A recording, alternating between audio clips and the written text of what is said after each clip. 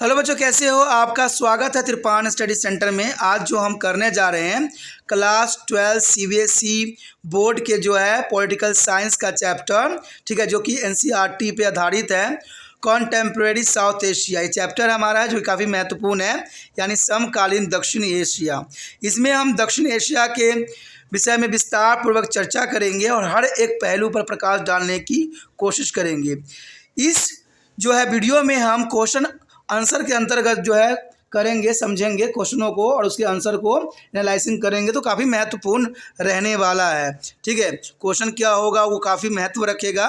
ठीक है, लेकिन आपको पता है कि क्वेश्चन स्टार्ट करने से पहले एक बात जो मैं हमेशा कहता हूँ, जिसको आपको सोचना भी चाहिए, विचार भी करना चाहिए और इवन अमल भी करना चाहिए, वो ये है कि जब भी वीडियो देखिए पूरा देखिए, क्योंकि अधूरा जानकारी सदैव खतरनाक होता है। साथ में एक इंपॉर्टेंट बात ये भी रहता है, अगर आप पहली बार वीडियो देख रहे हो तो लाइक शेयर सब्सक्राइब करना मत भूलना, क्योंकि दोस्तों लाइक कीजिएगा तो बनाने वाले का मनोबल बढ़ता है, सब्सक्राइब कीजिएगा तो इससे ये होता है कि जब भी मैं कोई वीडियो डालूंगा उसका नोटिफिकेशन आपको समय रहते मिल जाएगा। और देखिए, शेयर का मतलब ये होता है कि आपके थ्रू न जाने किन बच्चों को हेल्प मिल जाए, ये आप भी नहीं जानोगे, इसलिए जो है आप शेयर जरूर करो। ठीक है, व्हाट्सएप स्टेटस पे भी लगाओ। दोस्तों एनएसएस सेंटर जो है कई मानने में बहुत से बच्चों के लिए हेल्पफुल है, चाहे वो 8th क्लास हो, 9th 10th 11th 12th हो, चाहे वो एनआईएस बोर्ड के बच्चे हों, ठीक है, चाहे बीए एमए के बच्चे हो, सभी क्लासों के लिए कुछ ना कुछ जो है त्रिपान सेंटर में उपलब्ध है। तो इसलिए आपके लिए ज़रूरी है कि आप सब्सक्राइब करके इसको चैनल को जो है सेव कर लो, नहीं तो बाद में अगर रिसर्च करोगे तो शायद आपको ये चैनल प्राप्त ना हो। तो इसलिए सोचना नहीं, विचार नहीं करना है, सब्सक्राइब करके जो है अपने पास सेव करना है। दोस्तों ये तो बात था आपके लिए, लेकिन अब देखते हैं हमारा आज टॉपिक क्या है। Today we discussion most important chapter here, contemporary South Asia. You know that there is a most important chapter for the political science class 12 CBSE NCERT according here. The first question arrive here. Explain the factor responsible for Pakistan as a failure in build a stable democracy. This is the most important question here for the exam view. Explain the factor responsible for Pakistan as a failure in building a stable democracy. This is the most important for according to the South Asia, contemporary South Asia here. The Pakistan does not we have a good experience with the democracy. You know that Pakistan does not we have a good experience with the democracy here, and several factors contribute to be a failure in building a stable democracy in a Pakistan, and they are flowing. This is the most important. First of all here, a failure of here a democracy here, there was allow social dominance of military.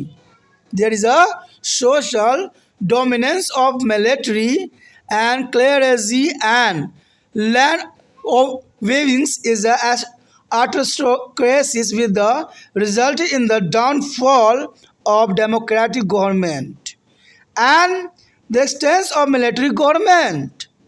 This is the most important here. The social dominance of military, clerisy and landownings and autocracy resulting in the downfall of democracy government here and allowed to the military government here. And second point here, due to the Pakistan as a conflict with the India, pro-military groups in a Pakistan got a stateness. This is the most important here. There are Pakistan as a conflict with the India, pro-military group in a Pakistan got a stateness here. The next point here, according to these pro-military groups, political parties and democracy are defected, and there is a chance of harm to the security of Pakistan by the narrow-minded parties and the disorganized our democracy. This is the most important point here. The pro-military groups and political parties and democracy are defected and a chance to harm to the security of Pakistan by the narrow-minded party and disorganized democracy here. The next here, this way of justification for the army as a stay in a power is provided. You know that there is a way of justification for the army as a stay in power is provided. And the next year, lack of international support. Lack of international support has been there is a Pakistan for a democratic rule. This is the most important point here. Is a lack of international support here as a Pakistan for democratic rule. And the next, the US and some Western country moved Pakistan to about to the authoritarian rule for their own benefit. Now that is important. US and some Western countries move a Pakistan to about to the authoritarian rule for their own benefit. And the next point here, military rule in a Pakistan is supposed to be a protector of Western interest in a West Asia and South Asia as a global Islamic terrorism. This is the most important point here. The military rule is a Pakistan is supposed to be a protector of Western interest in a West Asia and South Asia as a global Islamic terrorism. And nuclear arsenals can only be controlled by their military. This is important. And even though democracy has not been fully successful in Pakistan, and there has been too strong pro-democracy sentiment in a country. This is also important point here. There is even though the democracy has not been to the fully successful in the Pakistan, and there has been too strong pro-democracy sentiment in the country. And the next point, Pakistan has encourages a relative free press and a strong human right movement. This is also important point here. चलिए देखते हैं इसका answer क्या हो सकता है कि पाकिस्तान में जो है लोकतंत्र का विफल होने का कारण क्या हो सकता है। तो पाकिस्तान का लोकतंत्र को लेकर अनुभव अच्छा नहीं रहा है। जैसे कि मैंने अभी बताया आपको, पाकिस्तान के लोकतंत्र के लेकर अनुभव जो है अच्छा नहीं रहा है। पाकिस्तान में स्थिर लोकतंत्र के निर्माण में विफलता में कई कारकों ने योगदान दिया है। एक फैक्टर नहीं है, कई कारक हैं जिसके कारण वहाँ पर लोकतंत्र बहाल नहीं हो सका है। और इनके कारणों के ऊपर ध्यान दे तो पहला तो यही होता है कि सैन्य और पादरी और जमींदार अभिजात वर्ग का हमेशा समाजी प्रभुता रहा है, जिसके परिणाम स्वरूप लोकतंत्र सरकार का पतन हुआ है और सैन्य सरकार अस्तित्व में आई है। देखिए, सबसे पहला कारक तो यही आ गया कि सैन्य, पादरी और जमींदार और अभिजात वर्ग, जमींदार अभिजात वर्ग, इन्हीं के कारणों से वहाँ पर जो है लोकतांत्रिक बहाल नहीं हो पाया है, क्योंकि ये अपना जो है उल्लू सीधा करने के लिए जो है इन्हीं का सहारा लेती हैं, चाहे वो सैन्य हो या पादरी हो या जमींदार अभिजात वर्ग हो, इनकी प्रभुता रही है हमेशा। और वहाँ पर जो है लोकतंत्र सरकार ये चलने नहीं दिए हैं, क्योंकि इनके कार्य में लोकतंत्र सरकार जो है हमेशा रुकावट डालती ही रहती है। इसलिए ये लोग वहाँ पर लोकतंत्र सरकार के अस्तित्व में रखने में सफल नहीं हुए हैं और इनके कारण हमेशा लोकतंत्र सरकार ख़त्म होता रहा है। भारत के साथ पाकिस्तान के संघर्ष के कारण पाकिस्तान में सैन्य समर्थक समूह मजबूत हो गई है। तो ये काफ़ी महत्वपूर्ण बात यहाँ आया है। आपको पता ही होगा कि भारत और पाकिस्तान का सदैव संघर्ष बना ही रहता है और इन्हीं संघर्षों के कारण पाकिस्तान में सैन्य समर्थक समूह मजबूत हो गई है। तो कारण तो यही है ना। अगर हम बात यहाँ करें कि भारत और पाकिस्तान में लड़ाई होती रहती है और सरकार कुछ नहीं कर पाती है, इसीलिए लोगों का विश्वास जो है सैन्य क्षमताओं पर काफ़ी बढ़ गया है। इसलिए वहाँ के लोग जो है लोकतंत्र से अधिक जो है सैन्य समर्थक समूह पे ही विश्वास रखते हैं। तो इसी कारण वहाँ लोकतंत्र बहाल होना संभव नहीं हुआ है।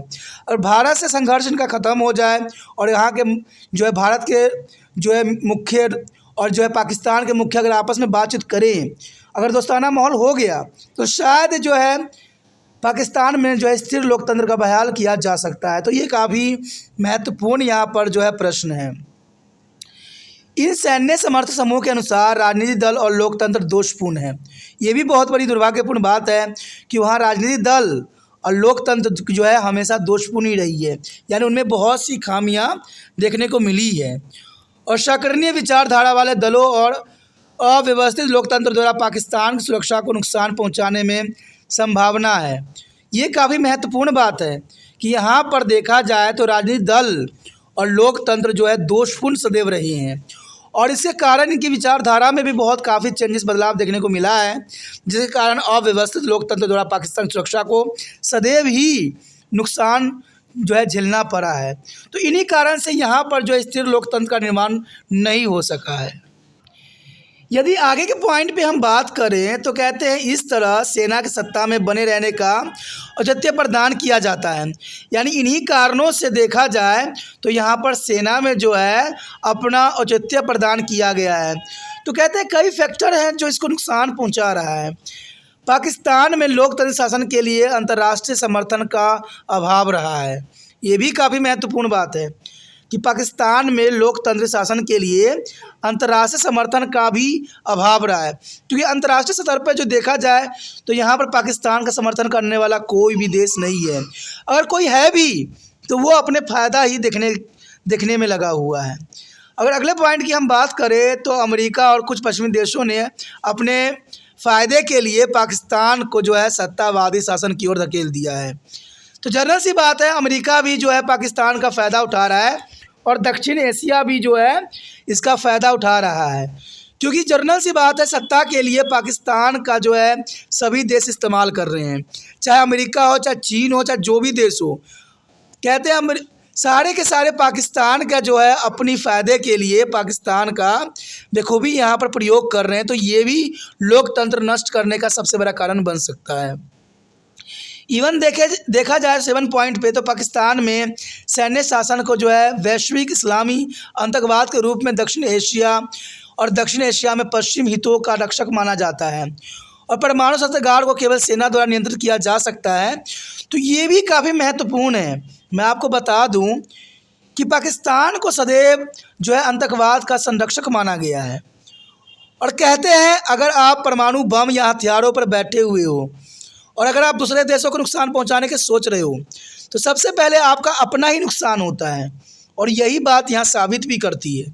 पाकिस्तान में सैन्य शासन के जो है वैश्विक इस्लामी आतंकवाद के रूप में देखा गया है, क्योंकि जो वैश्विक इस्लामी आतंकवाद है वो पाकिस्तान में ही अपना संरक्षण प्राप्त करते हैं, और उनके जो हितों की रक्षा भी किया जाता है।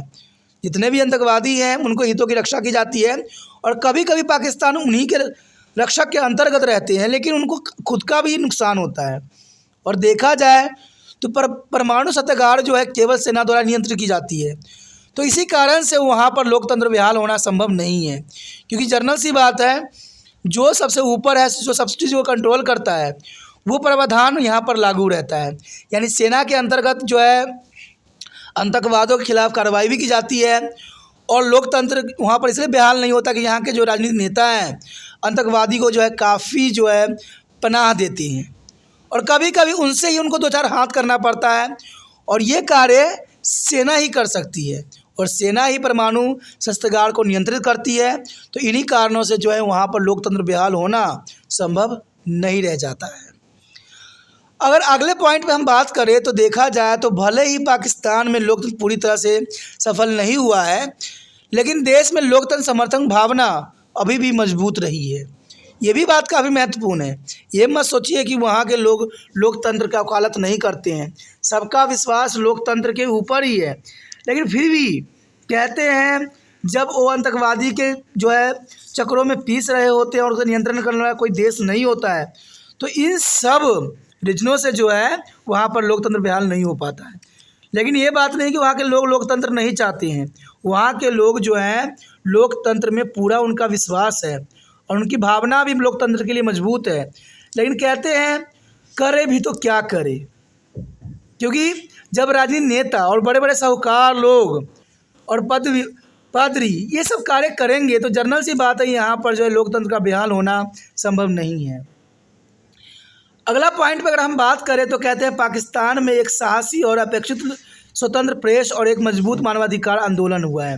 यानी पाकिस्तान में साहसी और लोकतंत्र प्रेस आंदोलन हमेशा होती रहती है, क्योंकि वो प्रेस पे भी अपना दबाव सदैव डालते रहते हैं। तो ये सारे कारण हैं जो पाकिस्तान को जो है लोकतंत्र बहाल करने के लिए जो है एक कारक बन जाता है, वहाँ पर लोकतंत्र बहाल करने के लिए रुकावटें होती है। तो ये क्वेश्चन काफ़ी महत्वपूर्ण है, ठीक है, समकालीन दक्षिण एशिया के अंतर्गत, और एग्जामिनर के लिए भी काफ़ी एक क्वेश्चन फेवरेट रहता है। तो आपको ये क्वेश्चन समझ में आ गया होगा। हर बातों को मैंने अच्छे से कोशिश किया है समझाने के लिए। अगर आपको ये क्वेश्चन समझ में आया, अच्छा लगा, ठीक है, जब अच्छा लगे, समझ में आए, तभी जो है इस वीडियो को दूसरे बच्चे तक फॉरवर्ड करने की सोचिएगा। और फॉरवर्ड करने के लिए कुछ भी नहीं करना है, यूट्यूब से लिंक को कॉपी करना है और व्हाट्सएप स्टेटस पर लगा देना है। और पहली बार वीडियो देख रहे थे, पहली बार मेरे चैनल पे आए हो, अगर आपको क्वेश्चन समझ में आ रहा है, समझने की इच्छा और भी रखते हो, तो आने वाला समय में हर एक क्लास की वीडियो आती रहेगी, और ये तब प्राप्त होगा तो चैनल को आप सब्सक्राइब करके अपने पास रखिएगा, ठीक है। सोचिए नहीं, विचार न कीजिए, जहाँ से आपको बेनिफिट मिलता है उसको अपने पास रखना ही एक बच्चे की समझदारी होती है। चैनल को सब्सक्राइब कीजिए और अपने मोबाइल में सेव कीजिए।